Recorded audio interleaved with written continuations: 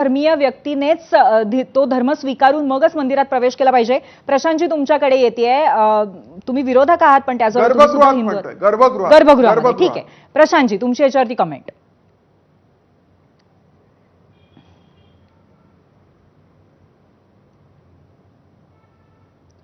प्रशांतजी तुमचा आवाज आम्हाला ऐकू येत नाहीये.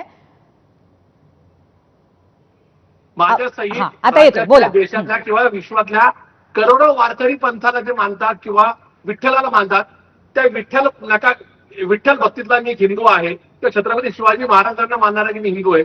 मला असं वाटतं की माझ्या एकूणच जर का धर्माला कोणी मानत असेल, माझ्या धर्माच्या आध्यात्मिक किंवा एकूणच जिथं आस्थेचं केंद्र त्या ठिकाणी दुसऱ्या धर्माचं कोणी या ठिकाणी त्या ठिकाणी नमन करायला, नतमस्तक व्हायला येत असेल तर मी त्याचं स्वागत करेन. पण अशा परिस्थितीमध्ये प्रत्येक ठिकाणी धार्मिक कुठेतरी त्याचा वेगळा दृष्टिकोन ठेवून या राज्यामध्ये या देशामध्ये दंगली पेटवायला मी किंवा माझ्यासारखे हिंदू मोकळे नाहीत. दुर्दैवाने ज्यांची गल्लीपासून दिल्लीमध्ये सत्ता आहे अशी मंडळी सातत्याने, सरकार तुमचं आहे, ते आमदार सुद्धा तुमच्याच एका ठिकाणी मित्रपक्षाचे आमदार आहेत.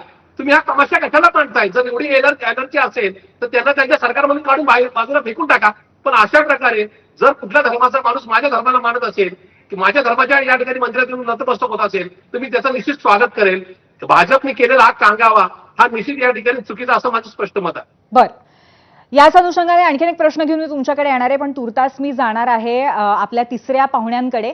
आणि मला असं विचारायचं आहे उदय तानपाठकजी, एक राजकीय विश्लेषक म्हणून सुद्धा आणि या संस्कृतीचा आणि या समाजाचे अभ्यासक म्हणून सुद्धा, मगाशी जे मुद्दे मांडले गेले की हिंदू मंदिरांमध्ये अशा पद्धतीने इतर धर्मियांना प्रवेश नसतो, हा मुद्दा खरं तर तुम्हाला मुळात पटतोय का स्वतःला एक पत्रकार म्हणून?